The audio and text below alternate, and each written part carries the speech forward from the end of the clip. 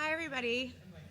Thank you guys so much for coming out. My name's Abby Foyer, and I organized this event along with Meg Roundy. I'm the VP of Alumni in the second year class, so thank you guys for coming out. I know it's a Thursday evening, and a lot of you have a midterm tomorrow, so you're the super dedicated networkers, and we really appreciate you guys coming.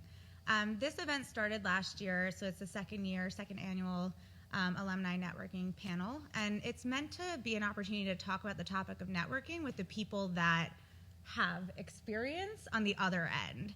So a lot of you guys are thinking about reaching out to companies for informational interviews, thinking about your job, just meeting people at events, and it's an amazing opportunity to talk to alumni about how to do this effectively from the email that you send to the actual conversation that you have. So thank you guys so much for coming. And I also wanted to introduce Meg Roundy, who's the Associate Director of Alumni Relations. She's amazing and puts so much work into helping our classes as well as individuals in those classes meet alumni and with their job search and so many other aspects. So get to know Meg. She's an amazing resource here, and she's going to be facilitating this panel today. So thank you, Meg. All right. Thanks, Abs. You guys, Abby put a lot of work into this panel too. She, make sure we all thank her. I'm sorry, I'm putting my soda down. So tonight is going to be casual in a lot of ways. I think it's very important that you, as you're learning how to network, you have questions. None of them are stupid. None of them are silly. I've been networking for a long time, and I still am, making sure, am I doing this correctly? Is there a better way to do this? So I do have a set list of questions that I'm going to ask everybody here. And I was lucky enough to be working here when all of them came through. So definitely these are, our alumni, my babes. You guys are our alumni in residence, my other babes. So this is definitely a big part of our Haas family right here. They're all very nice, except for Kevin. No, I'm just kidding. They're all very nice and lovely people, so I want you to be very comfortable in whatever questions you have and whatever information you need. So I'm going to stop talking right now and have them introduce themselves. So name, year, and your current position, and we're just going to go down the line and have Morgan start. Sure. Okay. Yeah, I think most people can hear. Okay. Morgan Duquette. Yeah. I was a Haas 2009 graduate with Kevin, the mean one, and I currently work at VF Outdoor and Action Sports. So VF is the largest apparel manufacturer in the world and owns the North Face and Vans and Reef and Timberland and Smartwool and a bunch of those brands. And so I'm currently working as strategic planning manager and market intelligence manager for those brands. Kevin Casey, I graduated in 2009, and I started a company called New Avenue. We're a online platform that sells architecture loans and construction services to homeowners, particularly focusing on the senior market. That's it. Hi, I'm Michelle Florendo, graduated in 2010 with Chris. I'm an operations manager at Aspire Public Schools, which is a network of charter schools here in California and the largest network here in this state. Hi, I'm Lauren Kinsel. I graduated here in 2008, and I work for Sharf Investments. We're an investment firm down in the South Bay. We've been around for about 30 years, and I sit on the investment committee. I run client relations and wear a bunch of other hats at the firm. Hi everyone, my name is Lauren Gilman, and I actually just started a new job last Tuesday. I was at Google for 10 years, and we just acquired Motorola Mobility, so I'm on loan to them for 2 years as a director of product marketing, working on the Razor franchise. Chris Giles, I graduated in 10. I lead the business development group for the Pac-12. I've been there about 3 years. Much of my early days were spent doing expansion and media-related stuff. And now we've launched a television network, so I've suddenly begun working in television. Oh, I love the television network. Yeah, there, make those connections, networking connections right there. So the next question, I'm going to open up to the entire group, and if you have a story to share, please do. If you don't, you don't need to feel like you need to make one up. Or if it's a really great story, you can make it up. But we'd love to hear your personal networking success story. And I'm actually going to start with Lauren, because I like one of. How did I know? Yeah. So, and I'll just tell you, when I first started working here at Haas, the first story I'll have you tell is the one that I like.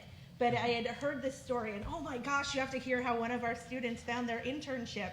So this was one of the first networking stories I heard here. So I'll try to be concise. So Okay. really simply, I wanted to get into investments. I'd actually been partnered with a venture capitalist for the first 8 years of my career working on startup companies, but I really wanted to get into the public equity side. And so I let everyone know this. I was about to come into Haas as a first year.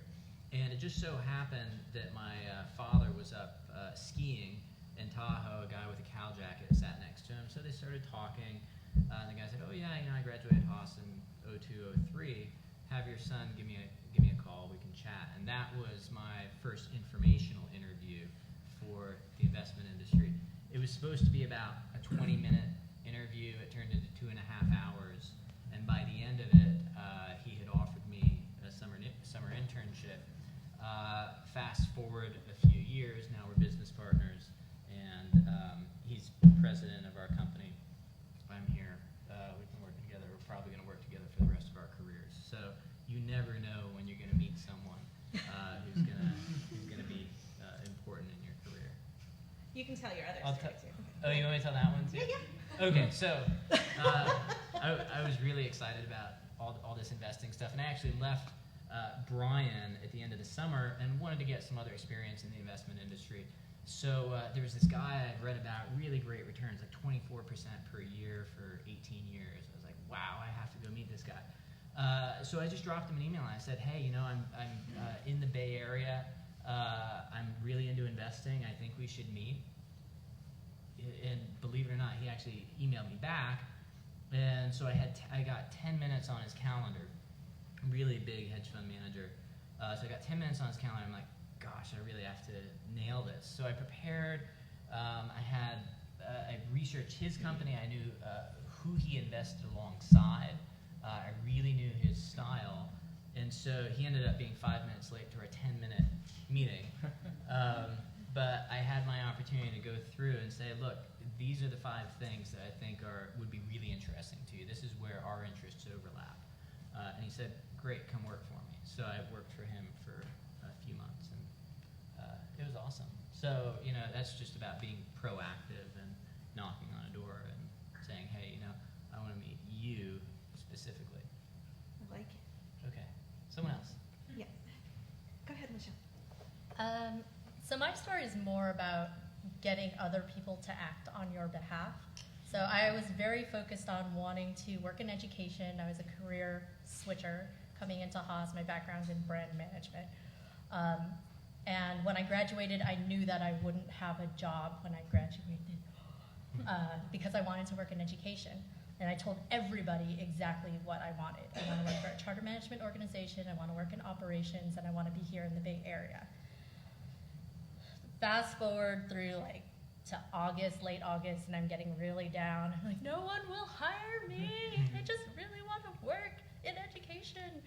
And it turns out I got an email from the COO of the company I work for now, Aspire Public Schools. Someone else had passed my resume on, and he just wanted to have a chat for some job he was hiring for. Turns out I wasn't a good fit for that job, but he asked me in the informational interview, if you could design your own job, what would it look like? And I told him exactly what I wanted. And 2 days later, it was written up in a job description, and he said, here, we're gonna interview you for this position. And basically 3 weeks after that initial email from him, I was working at Aspire in the job that I got to design for myself. All right, I've got 2 again. One is embarrassing yet effective. The second one's more practical. I went to Fresno State for undergrad. I wanted to get into investment banking. Obviously, none of the investment banks recruit at Fresno State. So I went on all of their websites and figured out where they're going to be. Some of them were going to be here. Some of them across the water at a place we'll allow to remain nameless. I guess I shouldn't do that anymore since I work for the Pac-12. But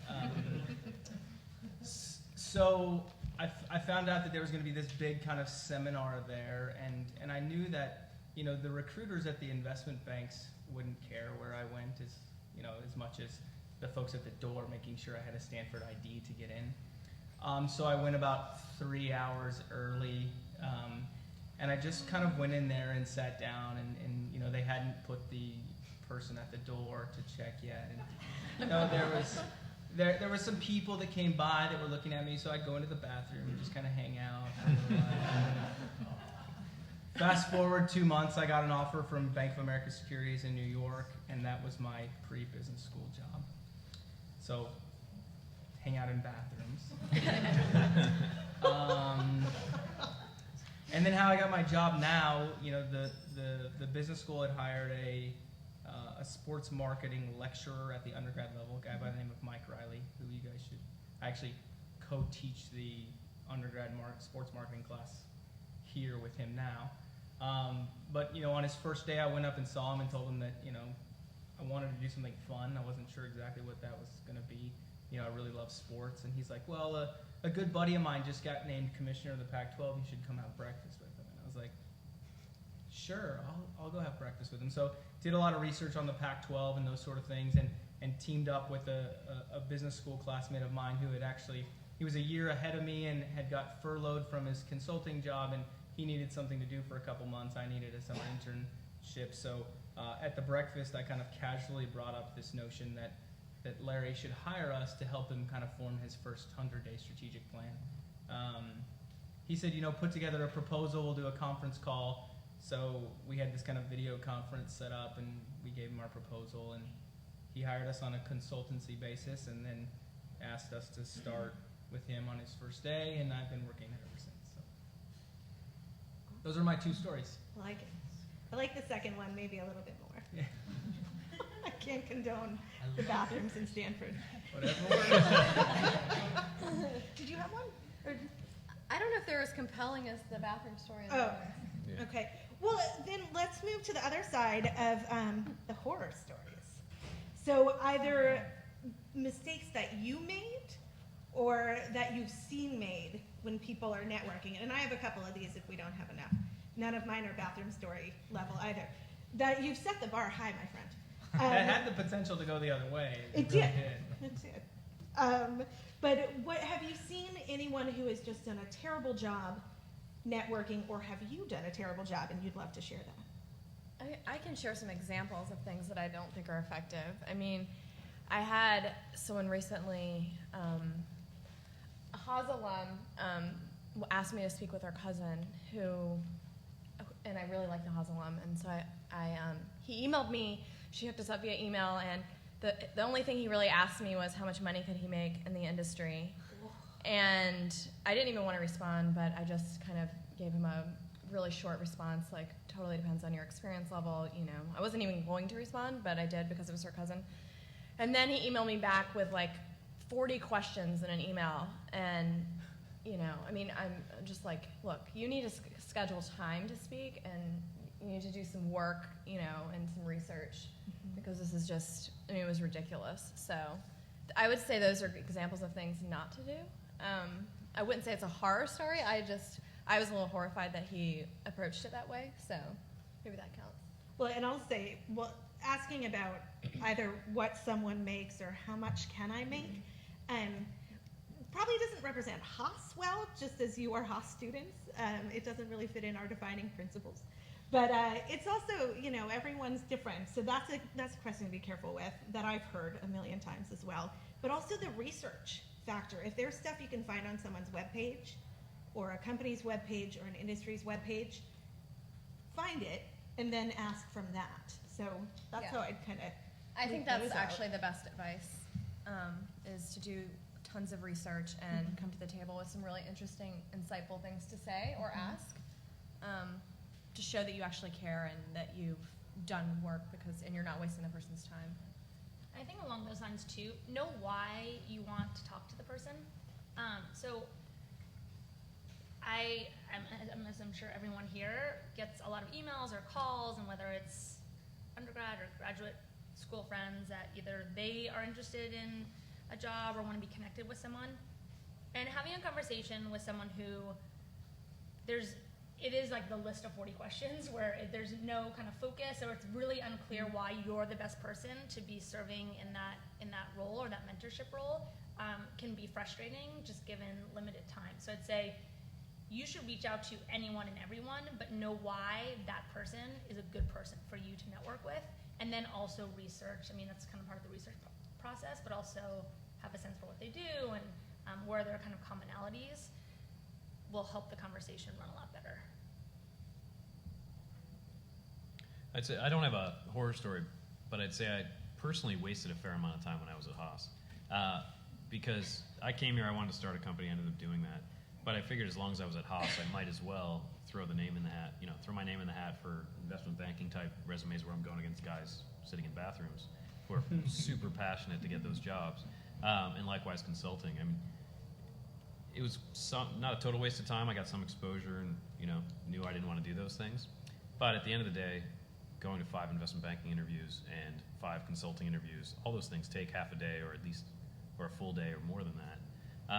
So it really wasn't worth it for me by any measure. So I would say you might be able to argue too that if you take those spots, you're taking them from someone else. Although I don't think at Haas it's too much of a problem. But either way, you are taking interview spots from someone else, and you're wasting your time if you're not going to go down that path, and you're going to compete against guys who are super passionate about those fields. So I'd say be honest with what you want to do and put your time there. I would absolutely echo that. I was guilty of that myself, trying to find kind of a plan B if, sports or something fun didn't work out. I still need to take care of the little ones. So I kind of scattered my time all over, and that might be cool and that might be cool. And what I found is I really wasn't very good at any of those interviews or networking because I was trying to, go to this event and go to that event, and I really didn't leave time for the necessary follow-up and real kind of genuine relationship building that'll make, someone look out for you, that'll kind of help you along. And so I think, spreading yourself too thin, I was definitely guilty of that. Kevin, I'm actually going to start with you because I'm curious with you as an entrepreneur and having to really network into what you're doing. What are the ways to network effectively, or what did you learn as your best practices? I'd love to hear from everyone because best practices are the big reason we're here, but... So the best practice for me was, well, not to echo what I just said, but what really, really works is when you're extremely passionate about something, it shows. And if you really want to meet somebody, it shows. And what worked, best practice for me, well, at Haas, literally, I'd work through professors, classmates, alumni that were a couple years ahead of me, and people that came in and spoke. Because you can always ping somebody after they speak. So, I mean, for example, there's a guy named Scott who started a company called Zip Realty in the late 90s, took it public. He still comes through the entrepreneurship class probably. And we actually lectured there together last year because of what happened. But so I pinged him after class when he came to speak to the entrepreneurship class that I was in, first year, the standard intro entrepreneurship class. 6 months later, we ended up getting breakfast. Then I stayed in touch with him every probably 6 months or so. And he was a guy I really liked because he had a real estate exposure and a tech exposure, and he took his company public and did extremely well with it. So I really appreciated just getting a breakfast with him and it goes back to breakfast, which is a theme I think you'll hear. But yeah, what started off with like coffee and a deli over in Montclair, Piedmont area, led to several consistent interactions on roughly 6 months apart. 2 years after I met him, I think, spring of '09 to follow, so 2.5 years after I met him, he ended up joining the board of my company and also investing in the company. It was the first startup investment he ever made. So it wasn't, I'd say it was no small feat to get that level of networking. It took 2.5 years though. So Paid off in the end. I'd say consistency and I go back to my previous point, being honest. Like, he was a guy I really wanted to meet with. And I wasn't hunting him down to get a couple of bucks from him. I was hunting him down to get a half hour of his time. Other feedback on effective networking, best practices? I think one of the biggest mistakes people make is they approach networking as this asymmetric opportunity where they're taking from the other person, and I think it's really it should be approached as a mutually beneficial opportunity. I mean, I'm personally just genuinely interested in other people, even if they have nothing to do with my work, just because they're really interesting people all around us. But, one of the things I did early on was when I was trying to get into the investment business is I recognized that, look, these people have a lot more experience than me, but maybe there's something that I can bring to them that might be of a little bit of value. So one of the first things I did was I would ask people for reading recommendations for investment books they had read that I thought were really good, and I'd collect those. And over the course of it, and I obviously had my own. And every time I would meet people, I would share my list of really great reading resources. So like a book list, anything, an introduction to someone that they might find useful. I think approaching it from the perspective of, do I personally have something to give to this person or to the greater situation, or even not even looking for anything in return either way, I think is really helpful. So that's what I find most effective. I like the word karma for that. Yeah. The giving back. It really is. Yeah. So I have, it kind of went into I think your first question was your favorite networking story. Yes. So mine isn't from a job perspective, but one of my pieces of advice, and Meg asked us for a piece of advice that I gave, was to always say yes, if you can, to requests from peers or friends of friends to be a connector, and always say yes to an opportunity to be connected with somebody. And the research goes into it, so kind of understand what the conversation is going to be like if you're being introduced to somebody else, and be receptive to whoever you're being introduced to. And it's amazing what just putting yourself out there and in different situations, what a small world this is. So my example is I was working at Google. I was kind of thinking about, so I started thinking about business school. I was going through the application process, and so I went to the school across the bay for undergrad, and I'm on this professional women's board. And one of my board members came up to me and said, a woman she knew had some questions around our advertising platform, which I managed a sales team there, and it was a nonprofit question that she had. And I said, yeah, sure, put me in touch with her, I'm happy to help, let me know what I can do. And I was put in touch with this woman, and it was actually a very sad case. This young girl had an undiagnosed disease, and so they were hoping to use Google AdWords to come up with, find other children that had similar symptoms. And so they were wondering if they could do keyword triggered ads. So if we could run on her symptoms, maybe other parents are searching on it, maybe it'll link to our daughter's website. And so, of course, I'm like, we'll do whatever we can. I talked to our director. Google ended up giving $15,000 in free advertising to them, and I worked with them on building their campaign, and it just turned into this relationship with this woman. Little did I know that it was David Auker's daughter, Jennifer Auker, and so David Auker's kind of the father of brand management, and Jennifer taught here for a long time, and Berkeley was one of the schools I was strongly considering. It was definitely applying to. Jennifer ended up writing a letter of recommendation for me and just became a phenomenal mentor, and it just turned into a really fantastic relationship, someone I'm still in touch with, and now she's teaching at GSB. But it was one of those things where I had no idea I didn't even know who this person was. I had no idea where that relationship would go, but I had a skill set, or I had experience that I could help them with, and so I said, sure, I'll help them whatever way I can. And you shouldn't go into every relationship thinking that you're going to get something out of it necessarily in that way, but it just turned into something very wonderful. And I do think it is kind of that karma thing that you put yourself out there, and you'll see those kind of rewards and those relationships build over time. Did you want to? Yeah, I have one other thing to add to kind of what we've all added. I think that when you're networking, one of the most important things to do is to be really crystal clear and succinct with what you want, with any conversation that you have. So I think you'll find that any Haas alum will give you at least 15 minutes of their time. But during that 15 minutes, you need to be really crystal clear. And it's okay if you're approaching it because you just want to learn about their career path, or you want to explore, what their company is all about, or whatever it is. but maximize the use of their time, and you'll end up leaving a good impression because they'll be like, that person knows exactly why they called me.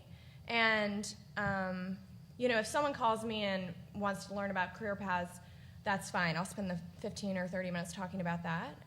But if someone calls me and they're like, I'm just really interested in brand management, I know that's not what you do, but I'd love to learn a little bit more about that, and maybe you're not the right person, but I'd love for you to connect me if there's ever an appropriate time, then at least they leave me with, I know exactly what that person wants, and they were very crystal clear with it, and I feel like I could pass them along, and they would give the same impression to somebody else, rather than someone that seems like maybe they don't know what they want, but then they want me to connect them with people, and I'm not going to put myself out there necessarily if they didn't seem like they knew what they kind of wanted out of the conversation. So I would say just go into any conversation assuming that you have 15 minutes, and just be really crystal clear with what you're trying to get out of it, and you'll leave a better impression. What do you guys think, just going off of that? Because I'll make suggestions to our students or to our network that if you're interested in a certain company, informational interviews are a great way to start. So we have sample informational interview emails, and a lot of them are, I'm very interested in XYZ company, and I'd love to learn more about your path or what you're doing. Can we talk a little bit about, it is a way to get your resume in potentially, but do you feel duped at all like that, or the game, or is there a better way to approach this? Does that make sense that, I'm interested in working for Pac-12, so I'll see that Chris is there, and Chris, I'd love to hear more about your job. Can you tell me more about what you do, how you got into this role, your background? And then at the end of this meeting, hopefully I've made a great impression, you've enjoyed speaking with me. How do I then move it into, well, can I give you my resume, or if positions are open, can you help me? I just love your feedback on that, because I know that's a big question that a lot of us have. I don't have any problem with it. Okay. I think it's an understood aspect of the process. Okay. I would really appreciate if you guys just wanted to get to know me, and that you just were really intrigued by my life. But no, I think it's implied. I mean, I think that you're more likely to get 15 minutes under that pretense than you are shooting someone your resume and saying, we all get plenty of those. Mm-hmm. But I think, as alumni are, we're here for that purpose. We were all sitting there, some of us, not so long ago, and we relied on that. That's how we got the opportunities that we got, and I personally don't have any problem with it. I don't think it's misleading in any way. I think that it's kind of an implied motivation for the process. Would you ever say no? If someone said, can I send you my resume, or what would make you say no? And this is for anyone. I mean, an unsolicited resume is kind of, we get them all the time. It doesn't really go anywhere. I think it's probably, rather than can I send you a resume, hey, based on, the things we talk about, I'd be really interested in X, Y, or Z. Do you guys have any sort of thing going on? If the answer to that question is no, I'll be candid and say no. And then it doesn't make sense to follow up with a resume. But, I think bringing, concluding an informational interview that just kind of went over things you were interested in by, hey, as you know, I'm, at Haas and I'm looking to get into this field. Do you have anything? Or do you know of anything? Because sometimes it's not something I have. It's something that, may be going on at a company that we partner with, or, in my case, in the athletic departments of one of the schools, or, it's just, you're aware of different opportunities being in the industry that being out of it, you just wouldn't be. Something that I love that doesn't happen that often, but something to think about. So I feel very fortunate to work for a company and have had a lot of experiences at a company that other people are interested in working at.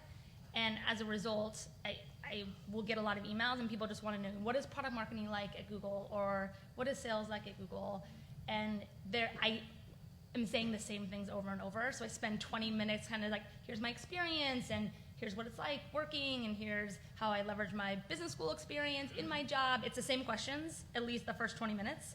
And then we'll get into some things that are more specific to the person. Scheduling a call with more than one person is fantastic. So if you're part of the marketing club and there are 3 or 4 people interested in just having a very general informational interview, you can always follow up with another email with specific questions to you, or stay, this is a very collaborative campus and program, and so I never felt like I was directly competing with my classmates, and so I would have been comfortable jumping on a call with others and asking those questions and asking questions about me personally. That is fantastic. I mean, if someone comes to me and says, there's 5 of us that are super interested in learning about this, can we schedule a call or can we schedule a video conference? Yes, that's thumbs up. And one thought about the resume point. I think everyone in this room knows that firing resumes off randomly is not the way to go. I learned it the hard way in 2001. I graduated college in '99, which was huge boom. Jobs were anywhere and everywhere, and you could salaries doubled in 6 to 9 months. It was insanity. But I graduated college into that, and then I took a year where I traveled, and it was the times were so flush that I took a year to travel in 2000. And I came back and I was like, the newspapers are whatever, it's nonsense. I'll fire off a couple resumes, I'll get a couple offers, it'll be easy. I sent out about 200 resumes and got no responses. Partly because the economy had tanked and the dot-com boom had ended. But another part of it was I was a full year and a half, almost 2 years out of undergrad. So my undergrad sort of recruitability as a recent college student had expired. I was literally out of sync with all the recruiting programs and all those things that you're all in track for right now. It's going to happen with an MBA too, not to add any stress to the current thing, but you can argue that your MBA from a recruitability perspective expires roughly a year after you get out. You're always a Haas MBA, you can always get these informational interviews, but you can't always go into the Deloitte post MBA associate training program that literally has an expiration date. So there is a networking thing that you have when you're part of Haas, and not part of the big warm fuzzy Haas community, but part of Haas as a student. And it does end at some point. So it's something to keep in mind. If you want to start a company, you can do that anytime. If you want to be an associate at Morgan Stanley or an associate at BCG, you've got one window. So you got to do it while you're here. So you knew you wanted to start a company versus Well, so here, Morgan Stanley. Yeah, wasn't it? Did you have something else to add? Okay. Meg, there's a question. Oh, please. Yeah, go ahead. I wanted to follow up with Meg's question, or idea about when to send interviews. I'm used to, before I talk with someone, usually attaching my resume and saying, here that is in case you find it helpful context. Is that a bad practice? Do you recommend waiting? I think that's a great way to do it. Yeah. Because, I always find this whole networking job search process a lot like the whole dating process. If there's too much pretense, then everyone's going to be uncomfortable. But if you just put it out, if you say, by the way, here's my profile.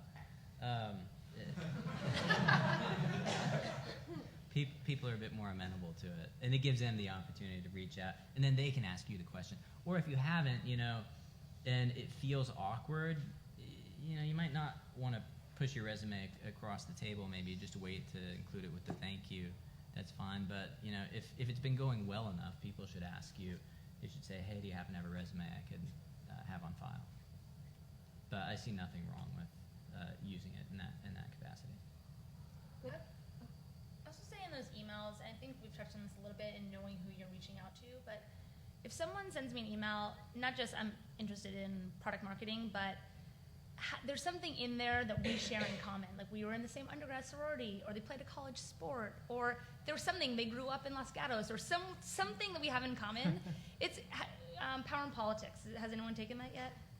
Right, so you tend to, one, you like people more that are similar to you, and you start to kind of like do the same mannerisms, like a whole class you spend talking about that. But there is something to, okay, we have something in common, and I'm kind of excited about, exploring that more. And so there's not always going to be that commonality, but if there is, that's a good thing to somehow include in, at least for me, in that communication. And in the age of LinkedIn, there's no excuse for not knowing anything about somebody. Totally. How do you continue a relationship? So just going off of this, Kevin, you had 2.5 years to build this relationship.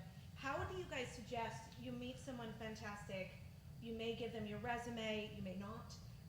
They may not have a job available to you yet, or you're a first-year MBA and you're still exploring what's going on and what you'd like to do.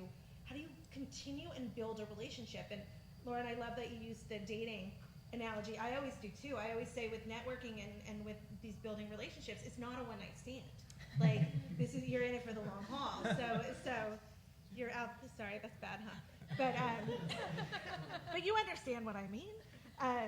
But so how do you suggest building those relationships, and how often do you connect with people? What do you say?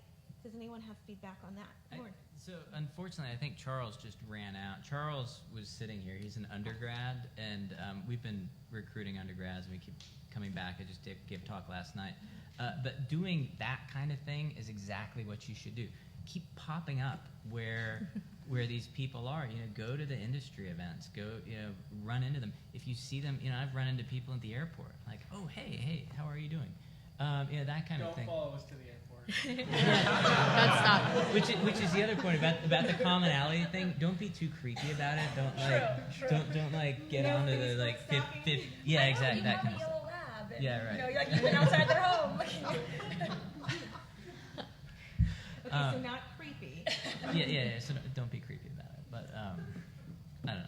That's my advice on that. It's kind of like sales in that regard too, though. Like those of us that have sales responsibility, like bugging people is probably not the best. There's a fine line between persistence and bugging someone. I think keeping it relevantly frequent. In other words, like there's a reason why 2 months makes sense. Because last time we talked, I told you that we were launching a television network and we were going to hire 150 people. 2 months later is then a relevant time to bring that up. So in the initial conversation, be looking for that relevant milestone, the kind of next event, or something comes out in the trades or in the newspaper, like I saw you guys just signed Dish Network to distribute your network, those sort of things, and that's true for sales too. You're looking for that next touch point. And to what Lauren was saying about having something to offer, if there's not a current event or some project that's ending or wrapping up, to serve as the impetus for contact, like if you come across an article that you might find helpful, even shooting that off to a person keeps you top of mind. I think an interesting thing also, I think that what you said, connecting people with others who you've met. I've actually seen an undergrad do this really, really well, where he's secured meetings with like C-level folks at various organizations and foundations, and then we'll hold a lunch for all of them to get together. And that was amazing. That's impressive. What did he do? I want to learn that. Yes, seriously. Yeah. Go ahead. So we talked about reciprocating when possible, when we're meeting someone for the first time. If you're meeting somebody and you really have no idea what you could offer them, what's the best way to ask or feel around to see how you might be able to help them? Sometimes it just comes out in the course of conversation. Show an interest. I think that's the best thing you can do. Show a genuine interest in what they do and a genuine understanding of what they do, and respect them. And something should become apparent, if not during the course of the conversation, at the very least when it comes time to send them a follow-up email if you've been lucky enough to score their email. It's exactly it. I found this article, or I was wondering if you happen to know this. But I mean, that's the other thing about LinkedIn. You can say, oh, I see we're connected through this person. That's a small world. Things like that. And I also don't think, I hope no one here is fearful that you or concerned that you can't reach out to someone unless you have something to give. I mean, you're certainly in the position of reaching out. I mean, that's what you're going to be doing a lot of, and you all will get to a point where a lot of people are going to reach out to you, and it's just kind of paying it forward, and you will see that when you're in this type of role, you'll be giving it back. So it's not, every single time you reach out to someone, it doesn't necessarily have to be, okay, I have something to offer and they have something to offer, but I do think the interest thing is key. Well, I mean, I guess one of the more obvious things that's like right in front of you most of the time is a lot of people just, you know, they just like to be appreciated and respected, and that, you know, that's great currency. To just to show people that you have respect for them. People love that. And do you reach out first phone, email, LinkedIn connection? Now the new @Cal alumni directory has rolled out, and we have InMail, which I'm sure you guys have put all your information in. Thank you. I just posted my pictures. Yeah. But what do you prefer? It's well, Chris, I'll put your stuff. Oh, I already put your stuff in there. You're fine. But what is preferable of how people reach out to you? What kind of medium? I think email. Yeah. Why? Use I mean, if email I'm and sitting use at my desk and I see phone, I mean, I have a lot of random phone calls I have to take for whatever reason. And if I picked it up and it was someone trying to network, I would just be like, whoa, like, you need to, like, arrange a time to speak, because I was expecting a call from, like, one of our portfolio, brands or whatever. That would just really catch me off guard, and then I'd be like, I don't know how that guy got my phone number, but I'm going to make sure it doesn't happen again. I would second that. Does anyone have other opinions? Short emails, Okay, Yes. like 2 to 5 sentences, Yes. great. or 1 to 2. Yeah. Or like a word. Yeah. Well, I think you want to write it enough to convey a genuine interest. No. Well, right. I'm thinking follow-ups. Yeah. Okay, but that nothing. first introduction. But that They can email get- should be to set up a call. Like, Okay. I don't want to answer 30 questions on an Agreed. email. Okay. Agreed. Or I don't think we will answer 30 questions Yeah. on an email. That's what I was saying. I just sent 5 today to angel investors and venture capitalists that I met in an event last week. They were all 3 sentences, and they all ended with, "Do you have time for a call or a meeting next week?" And I used the Power in Politics where I asked them a yes question prior. Yeah. It's like, you still interested in the space that you've worked in for the past 30 years? If yes, let's have a call next week. So, But to the point of having a lot of questions in an email, I probably prioritize things differently, but you have 20 things to do, and I don't prioritize necessarily by urgency. It's like, what can I get done super fast? And so I'll just pick and choose the things that, okay, I can just cross off my list. And it's always the weightier things. They could be the most important things, but they're just going to take so long that I just have to set them aside until I have a half hour or whatever it is to get it done. A huge email with 20 questions is one of those weighty things, and then it just gets lower and lower in the inbox. So I think very short, succinct, 15 minutes for a call is the best way to say, like, yeah, of course I'd calendar 15 minutes, and I can answer all your questions, and if we need more time, we can calendar more time. And call versus coffee or breakfast, we've learned, is a good follow-up as well. But that first one, should Make it it be convenient. Yes. Make it So if you're going convenient. to do coffee Uh-huh. and there's a Starbucks across the street from the office, that's easy. Okay. Getting in a cab in the city and going 15 blocks to coffee is probably not. Agreed. Yeah. So I have a question that comes up often. Who should pay?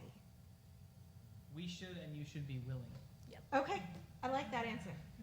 Did you guys hear that one? That's a big one that does come up every year. They are employed, but much like a date, if you ask someone out, you should pay. So it's all dating. It's all dating.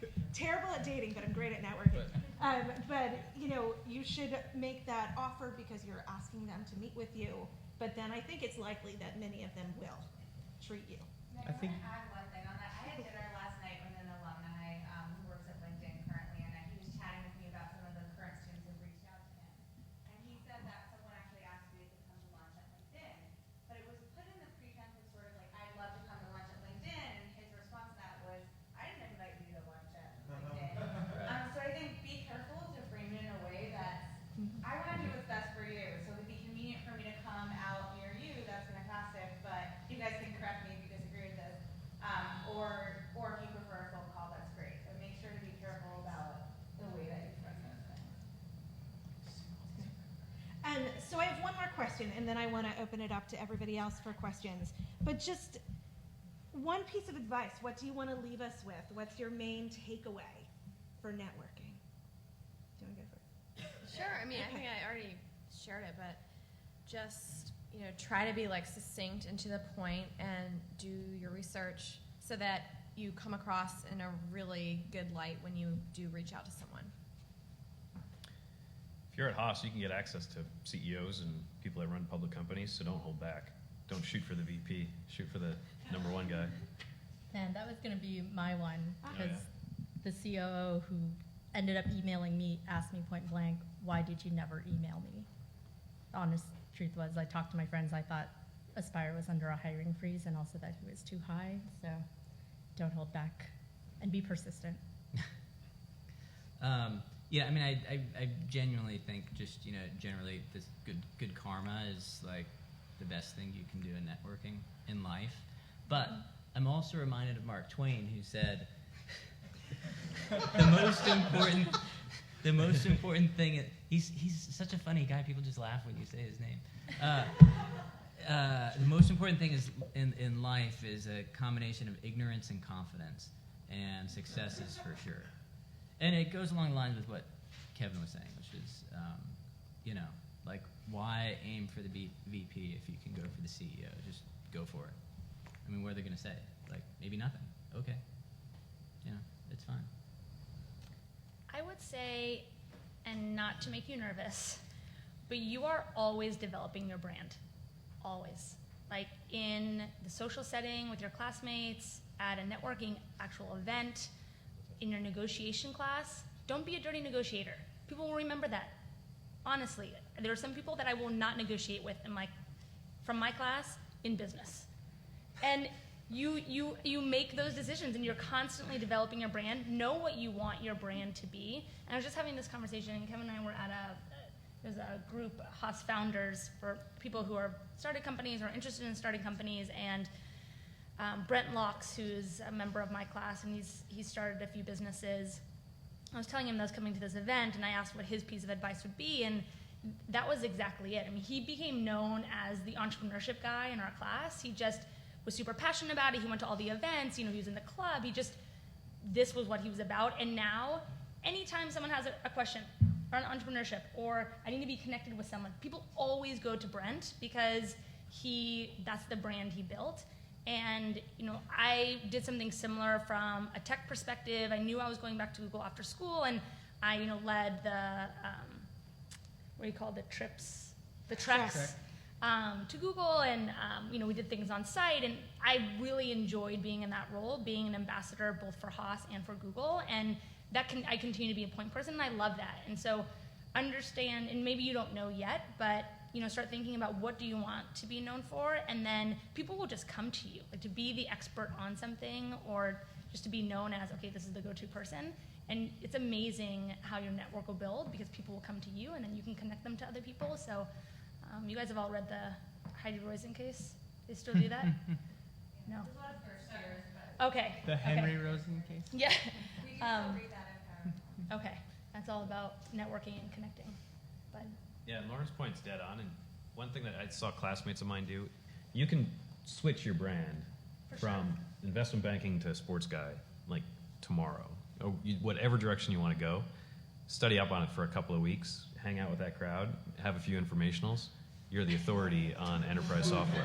You know, it's like, so you can migrate here. That's what Haas is for. That's what like most of this panel has probably done. So. I don't want to be repetitive. I think I would agree with everything that's been said. I think the last one is just make it easy. Like we talked about that, but I think that's important. Like genuine and easy is a good combination. Yeah. Not for dating though. Genuine, but not. Don't be easy. Wait a second. Again, as I said, don't hold back. It's Haas.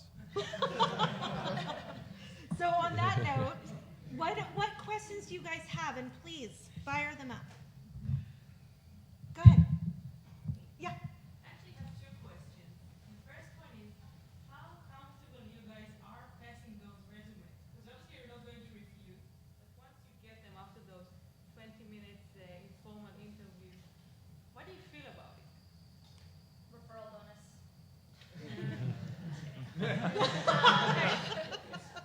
I think it's.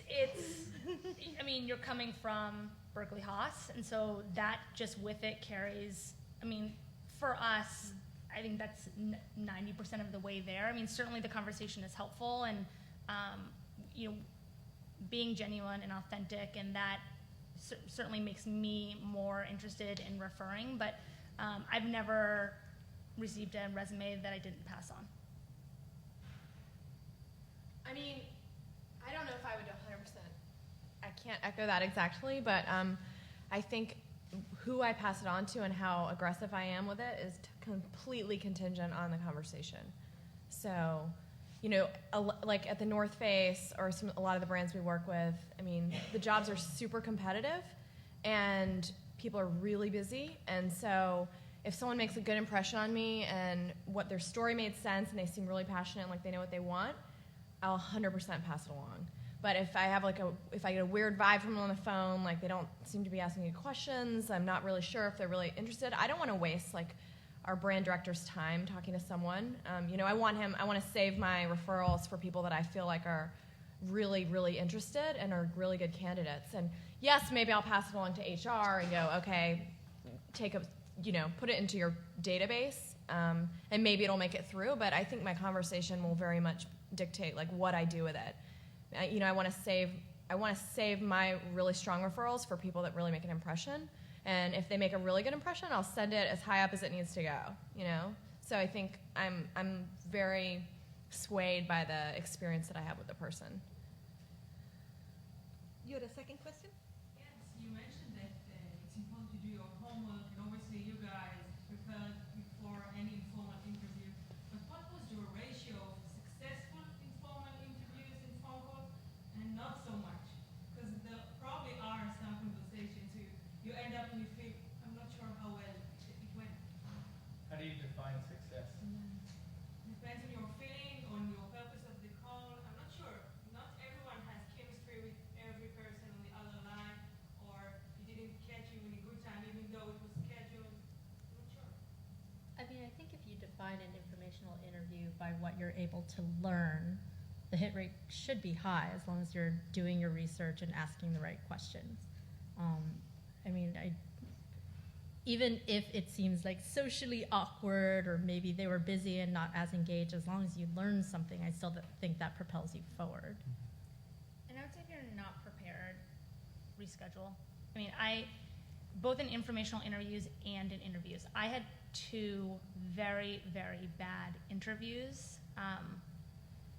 And I left them just embarrassed. I wish that I had just told them, I respect your time, and I'm not. And it honestly wasn't like I was out partying. I was writing a paper until 3 a.m, and I just didn't get to reviewing the interviewer's background and the company as much as I wanted to. And they asked a couple of questions I should have known, and that really hurt that relationship. If I had wanted to go to that company at some point, I don't think it would have been very difficult for me to do it.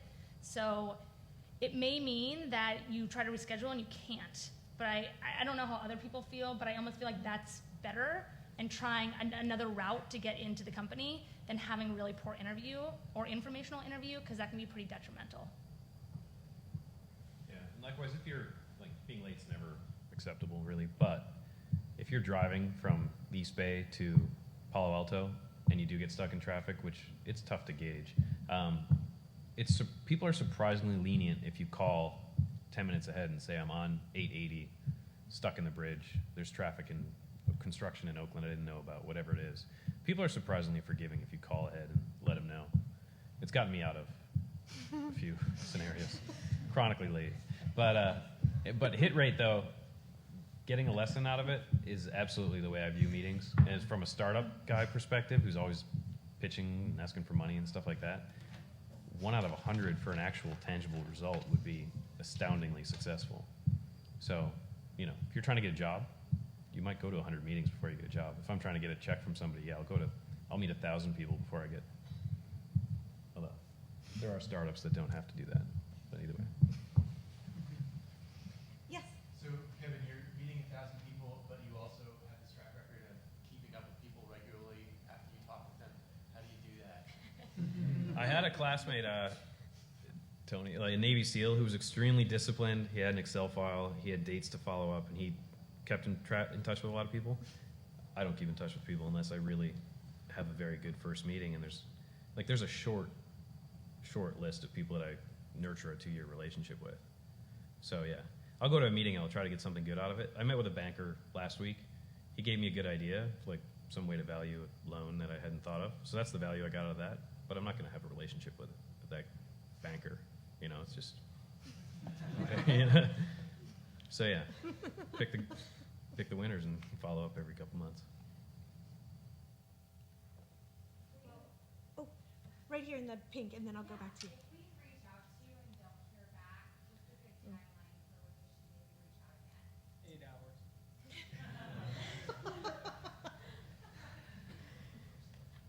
Honest answer? A week, 10 days.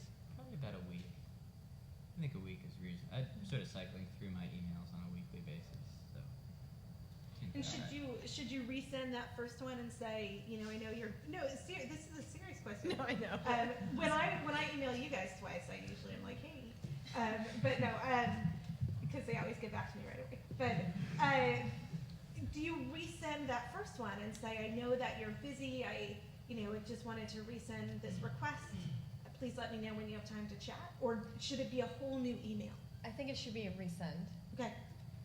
I think it's more authentic when it's a resend rather than pretending, oops, geez, maybe I didn't send that first email. Because then I you look can't like you remember. really did, that Then you don't look like remember you're emailing it the ahead. first time. Yeah, exactly.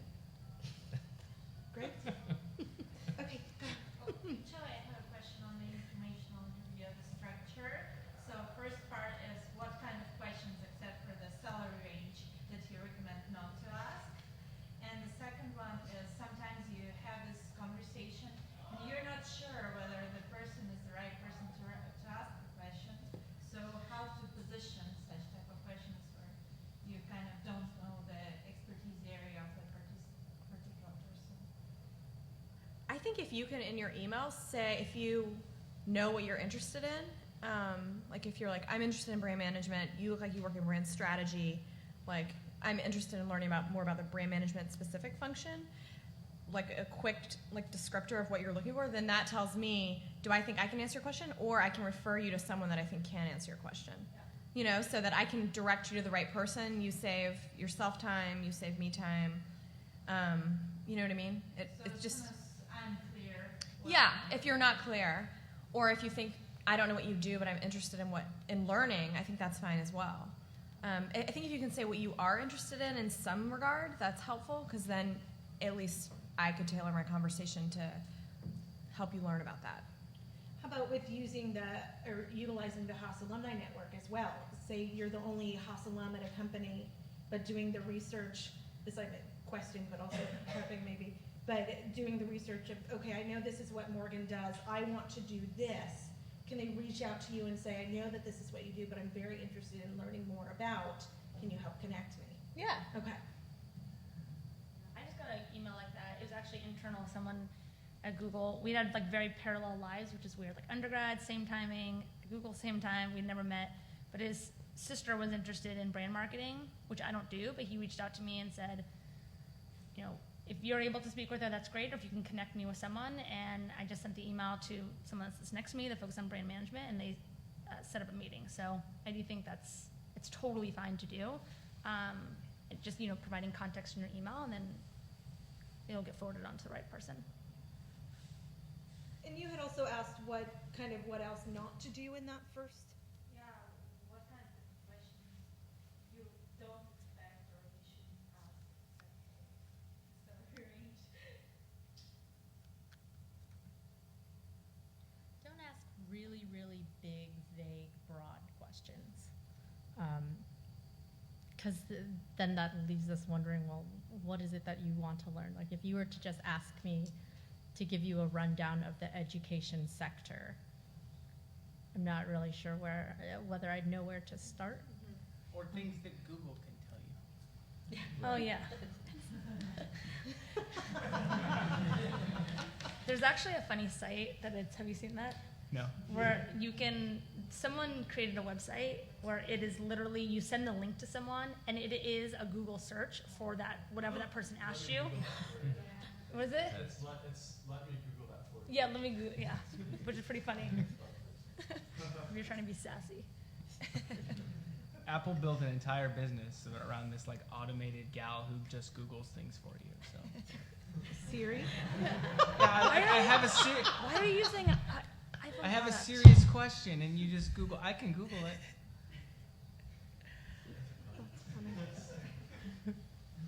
I would say avoid anything super personal.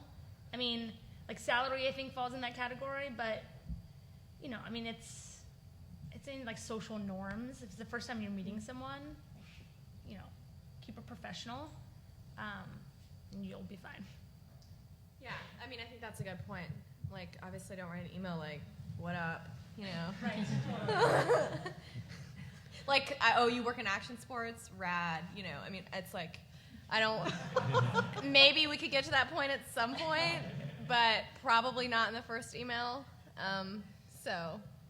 I have a little different. I mean, maybe sports is a little different, but like, I would rather talk football with you for 3 minutes, and then you can get to the important stuff. It's kind of like going back to sales again. I kind of like the casual but professional conversation. You know, that if you call me up today and want to talk about the Stanford SC game this weekend, I would be very excited to talk to you about that. I think something that follows up on that, if you guys have any tips specifically about your industry and networking within your industry, because it's such a great breadth of experience that we have here, so I'd love to piggyback on some of that commentary.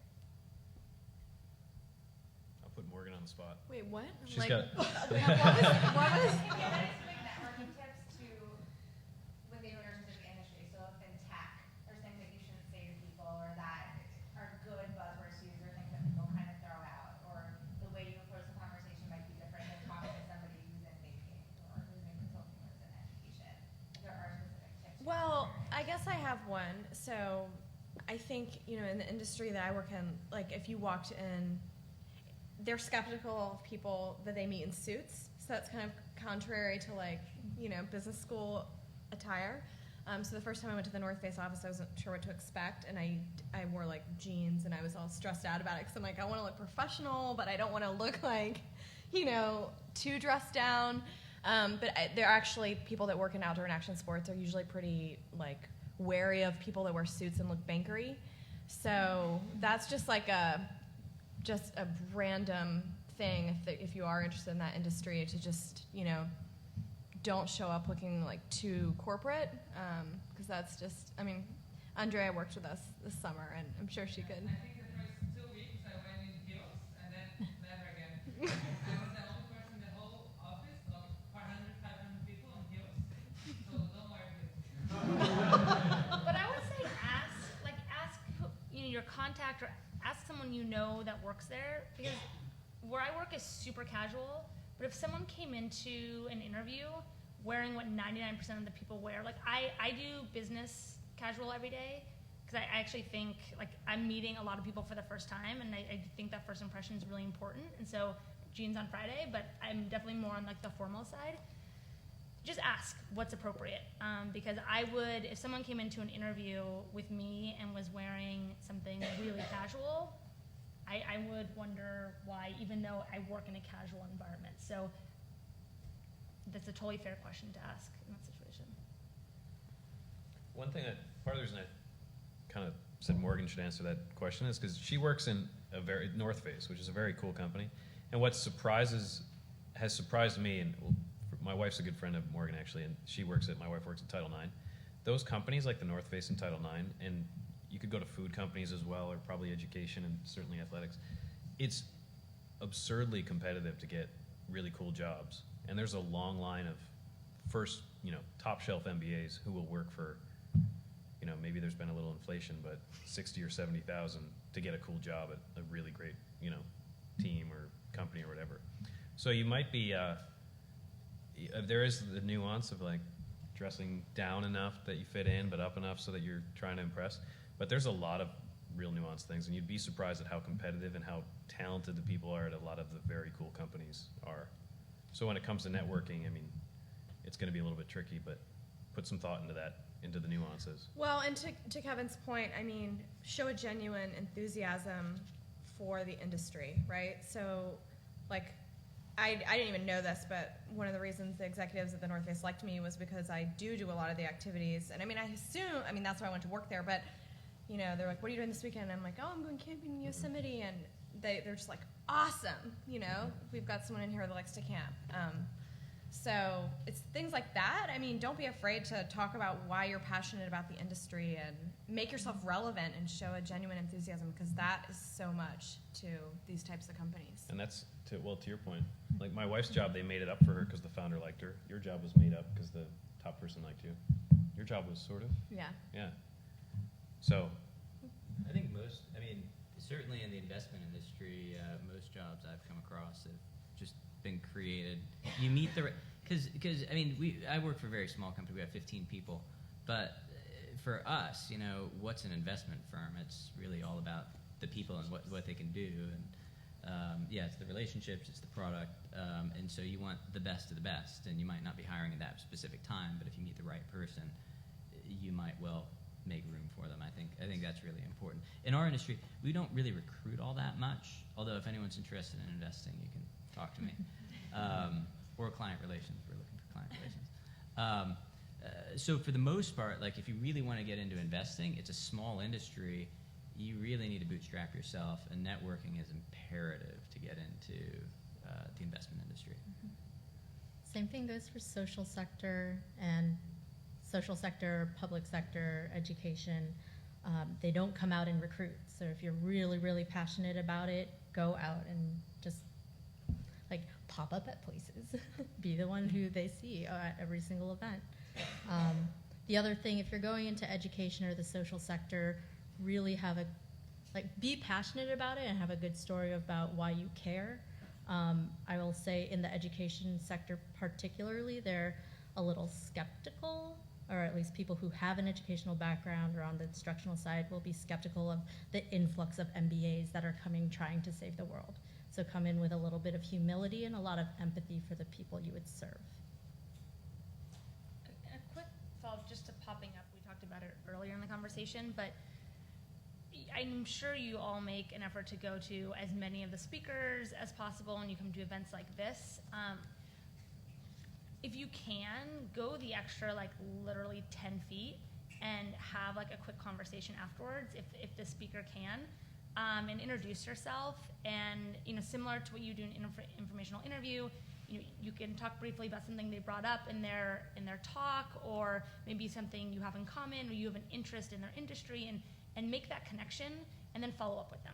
Because if you keep popping up and you're having these conversations, it makes it so much easier. And I literally just graduated, so I remember being here and you're racing off to your next class, you're here during a lunch session, or you're just exhausted, you guys have midterms tomorrow. I'm not saying you all have to stay and talk to all of us, but I just think that's important because you've already made the effort to come and to listen to whoever's presenting, and then if you're able to make up a personal connection, I think that's really great. And an example of that, and this is a little bit over the top maybe, but it worked for me. People that come by your first year tend to come by your second year.